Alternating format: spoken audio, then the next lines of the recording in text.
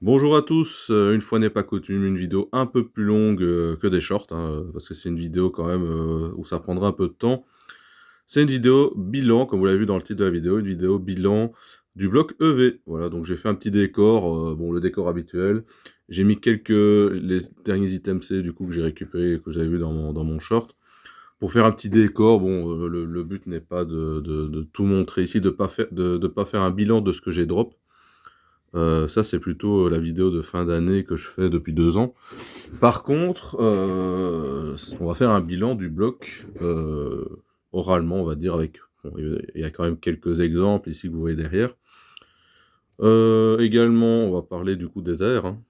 Je viens d'avoir une AR ici, Krabagar, dans le tripack et j'ai gardé, pour avoir un peu de contenu, 2 boosters, un de chaque, des tripacks que j'ai ouverts.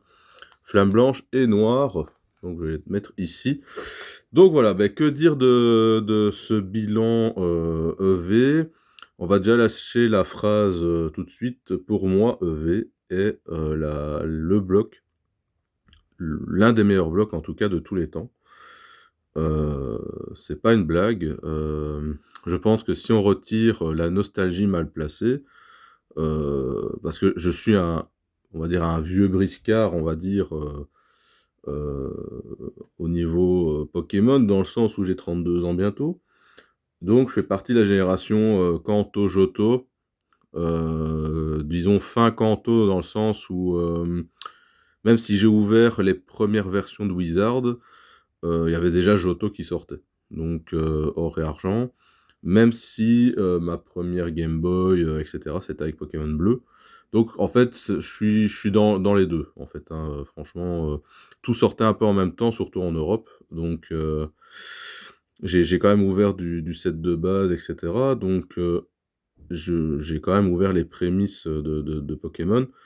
J'ai zappé évidemment, comme j'ai déjà dit dans quelques vidéos où j'ai zappé tout le reste, c'est-à-dire entre, Block-X, et tout le Block-X jusque épée bouclier et même fin épée bouclier. En fait, j'ai plus ouvert de cartes entre 2003, Rubis et Saphir. J'ai ouvert en fait, 2 boosters Rubis Saphir, donc j'ai ouvert 2 boosters du Block-X, mais sans plus.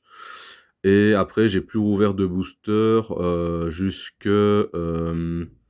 alors j'ai ouvert un tripack Légende Brillante, Mewtwo, en 2019 du coup, je pense, 2018, je sais plus, 2019 je crois, mais uniquement parce que j'avais été dans un déstockage de jouets où, l'enseigne fermait et j'avais vu des tripacks Légende Brillante à 10 €. Oui, oui, 10 €.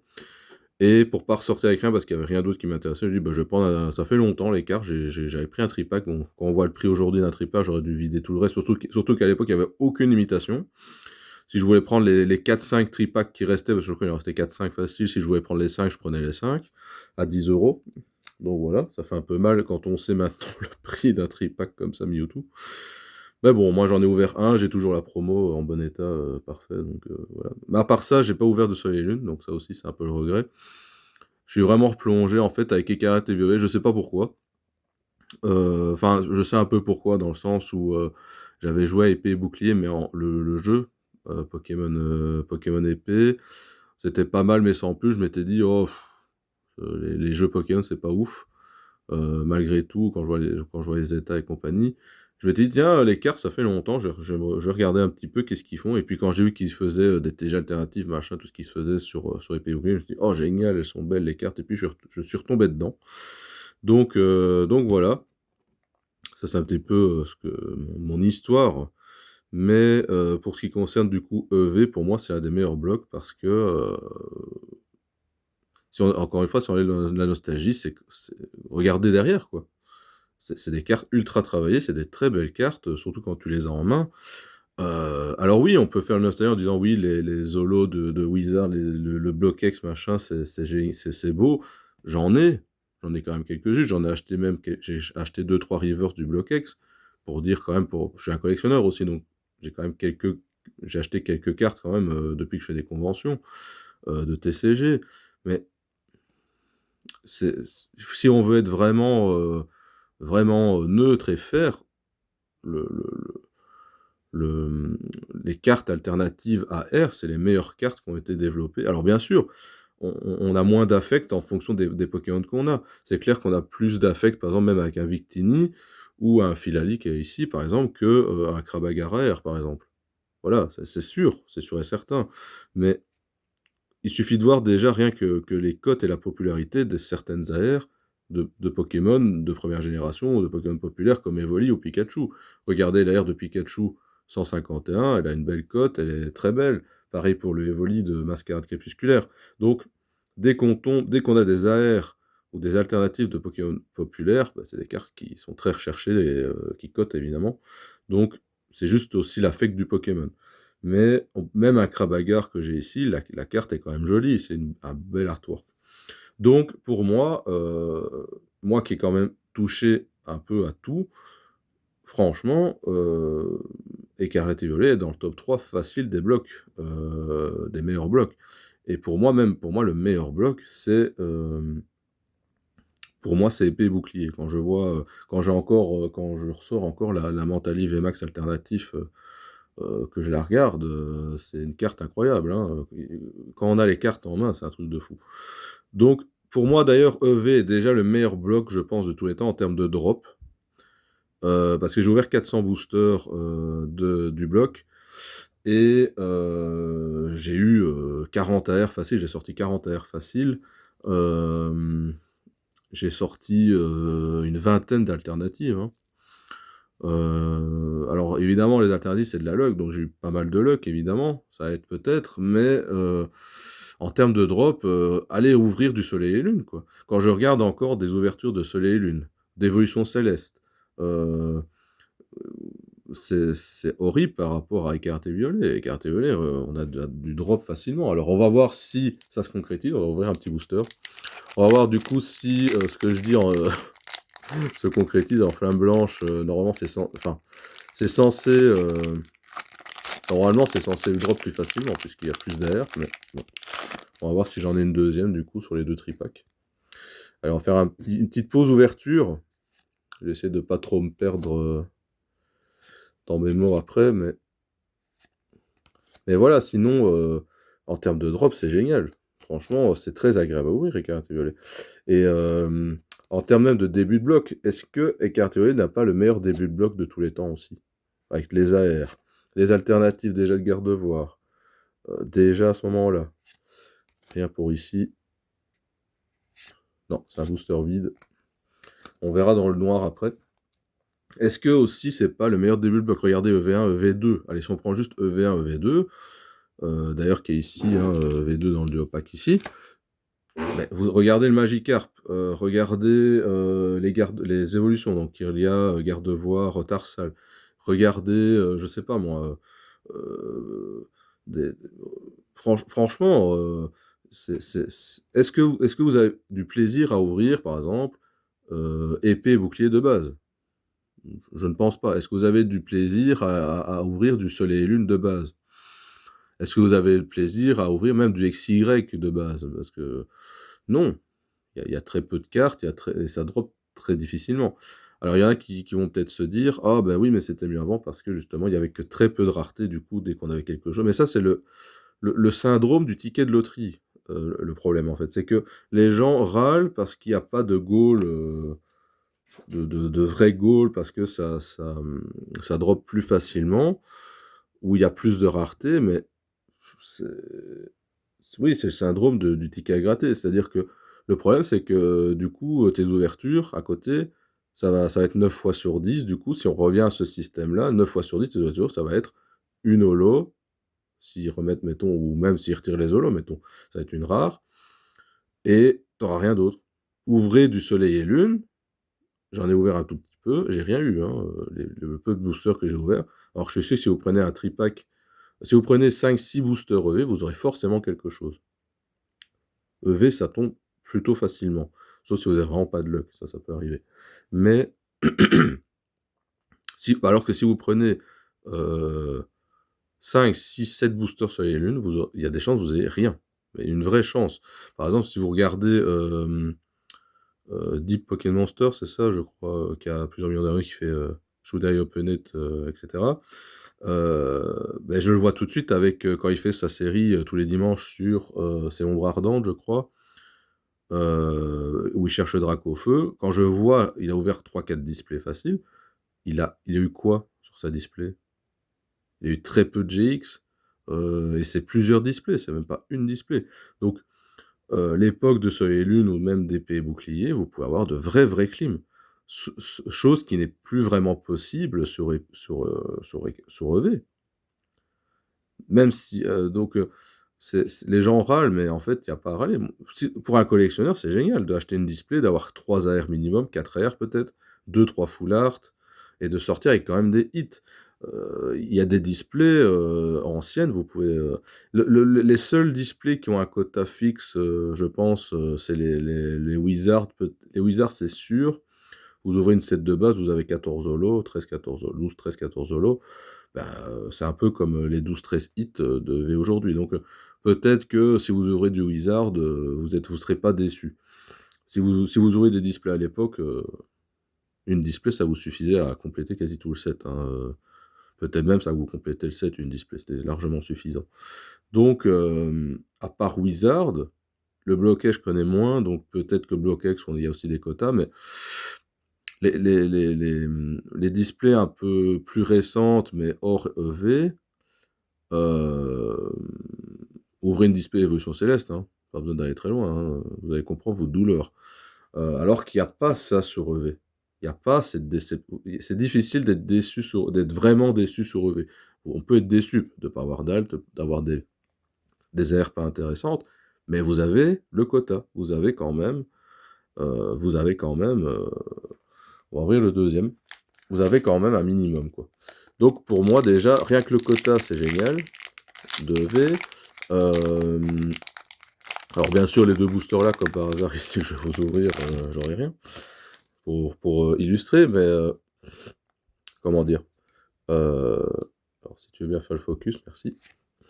Mais déjà en termes de drop, c'est le meilleur bloc, l'un des meilleurs blocs en tout cas, ça c'est certain. Alors évidemment, ce qui fait qu'on a peut-être moins d'affect pour certains, c'est que c'est les Pokémon, les nouveaux Pokémon, on a peut-être moins, on a moins d'affect peut-être pour les nouveaux Pokémon, mais si on enlève ça, et qu'on regarde la beauté des cartes, franchement, rien à dire, quoi. Bon, bah, ce sera pas pour maintenant. Bon, ben voilà, super illustration. Donc, les tripacks se résument, si vous voulez que je vous montre, à une AR. J'ai eu 3 Pokéballs, dont la Clamirale en rare, voilà. Donc c'est pas foufou non plus, ça reste ok, mais enfin, voilà. Enfin bref. Donc voilà, en termes de drop, c'est génial. En termes de cartes, bah, regardez ici derrière, voilà, il y a des belles illustrations, il y a pas mal d'alternatives. Et si vous avez un minimum de luck, un peu comme moi, ben, vous êtes heureux, hein, vous êtes content, hein, un collectionneur, il est content, hein. Regardez, vous faites une page complète d'AR, même plusieurs pages, c'est joli, quoi, à regarder, hein. Et franchement, même si j'aime bien les anciens blocs, il y a même des cartes de Soleil et Lune ou de épée et bouclier, magnifiques, hein. C'est pour ça que pour moi, peut-être le meilleur bloc, c'est peut-être épée et bouclier, de par leurs cartes. Il y a pas mal de bangers. Après, voilà, ça se discute, il y en a qui ont. Mais je pense que pour beaucoup, c'est de la nostalgie. Parce que, est-ce que vraiment on a envie de retourner à un bloc où il y aura. Euh, où la meilleure carte sera peut-être une ex. Voilà, la meilleure carte sera une ex. Et le reste, ça sera des rares. Est-ce que les gens veulent retourner à ça? Parce que les gens font la nostalgie, les nostalgiques. Mais si ça venait vraiment à arriver, est-ce que, est-ce que les gens. Je parle d'un nouveau set, je ne parle pas d'un reprint, hein. Parce que c'est clair qu'évidemment, s'ils font, pour les 30 ans peut-être, un reprint Wizard, où on peut repacker Rafflesia Obscur, on peut repacker Dracofeu Obscur, on peut repacker Tortank du set de base. Après, ils avaient déjà fait pour Célébration, mais mettons qu'ils font un best-of, un plus gros best-of, où on peut vraiment paquets, même des trucs qui sont pas trop sortis ici, genre Aquapolis, et cetera. Oui, les gens seront heureux, évidemment. Les vieux comme moi, même moi, je serais content quand même de rouvrir, si je peux ravoir, même en réédition, en meilleur état, ou en bon état, justement, en réédition, Tortank, Dracofeu Obscur, je sais pas moi, Mentali, de Neo, etc. Oui, je serais content, surtout quand on a connu ces cartes-là. Enfin, pas Mentali, mais le bloc en général. Quand on en a ouvert à l'époque, mais c'est de la nostalgie. Les, les, les gosses, bah, ça leur fera rien d'avoir une simple holo Dracofeu obscur. Nous, on va s'extasier devant, les enfants, ils vont pas s'extasier devant. Donc, c'est juste de la nostalgie, c'est tout. Euh, donc, il faut être un petit peu aussi les pieds sur terre et se dire, bon, euh, il faut quand même être raisonnable et se dire quand même que ce qu'on nous propose aujourd'hui, c'est quand même très sympa. C'est pas pour rien d'ailleurs que c'est scalpé tout le temps, hein.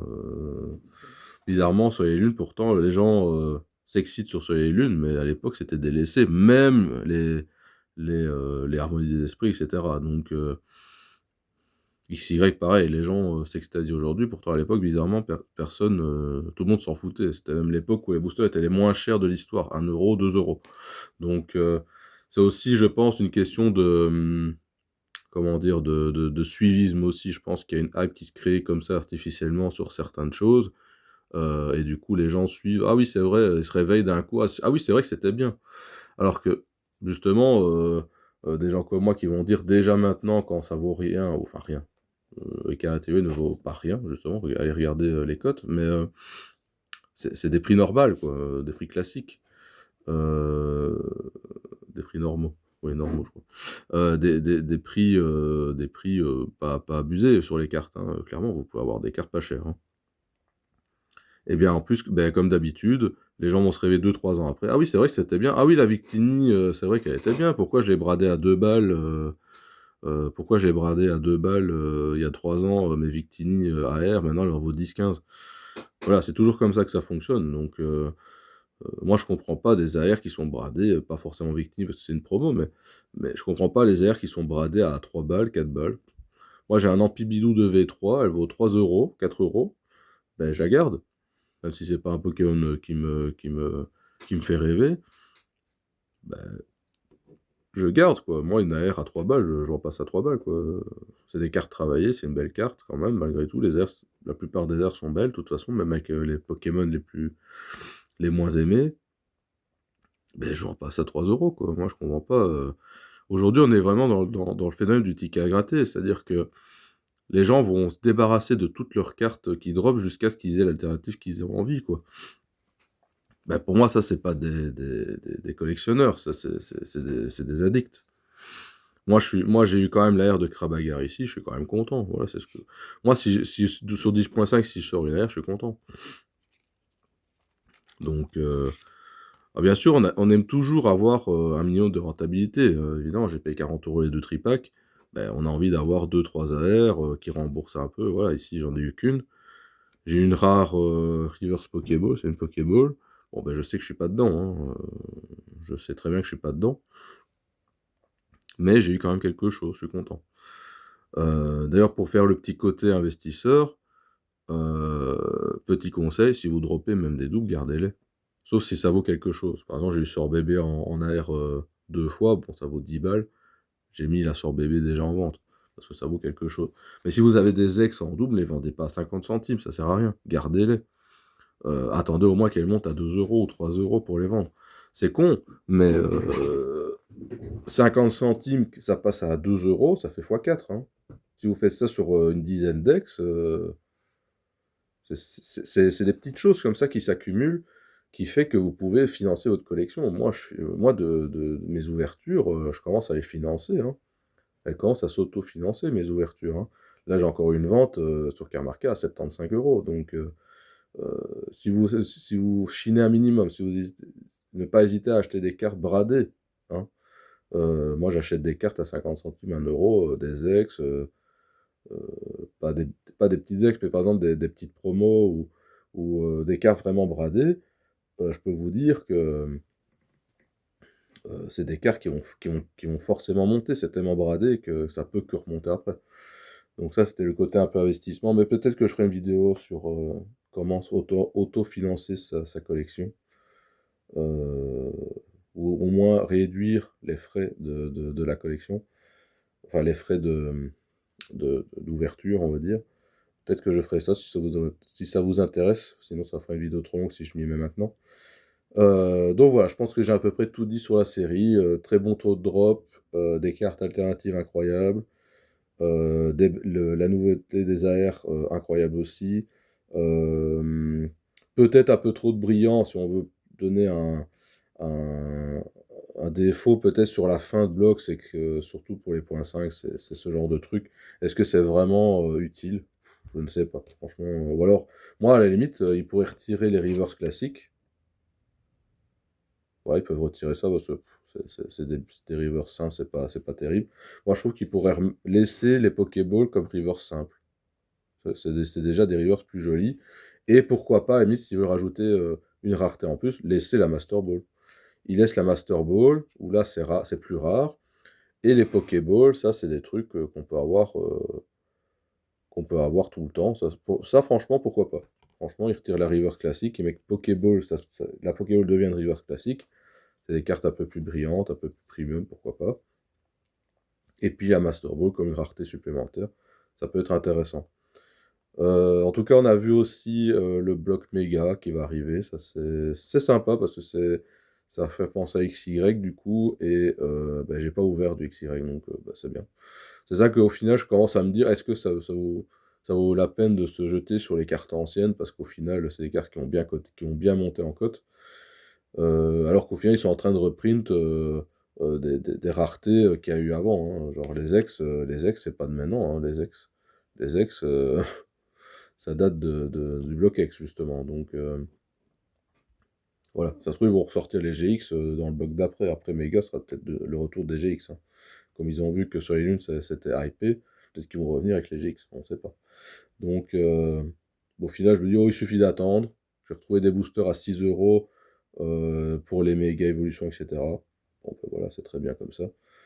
Donc voilà, ben on va se laisser là-dessus parce que la vidéo fait déjà 23 minutes quasi.